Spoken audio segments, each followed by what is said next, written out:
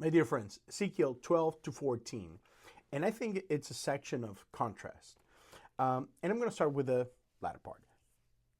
There's a point here on chapters 13 and 14 where God is speaking against those false prophets. Prophets who allegedly are speaking on behalf of God when God has clearly not said those things. But that has to do with the disposition of the people. Because you see, most of the people, it's not like they are not listening to Ezekiel or Jeremiah or Isaiah. They are listening to what those prophets are saying. They're just not believing them. They're choosing not to believe them.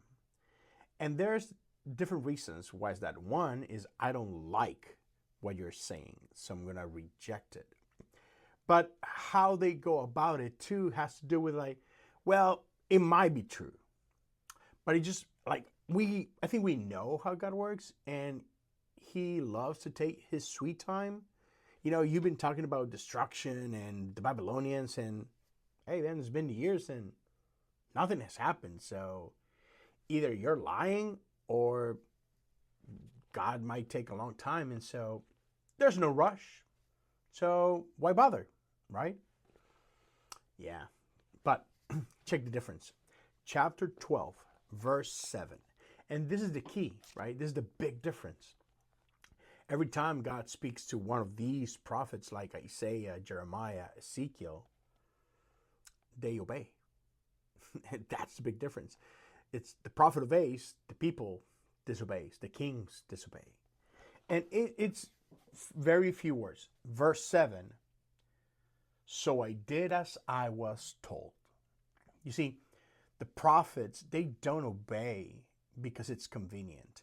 They don't obey because, there's some monetary benefits. They obey because they trust the God that has called them.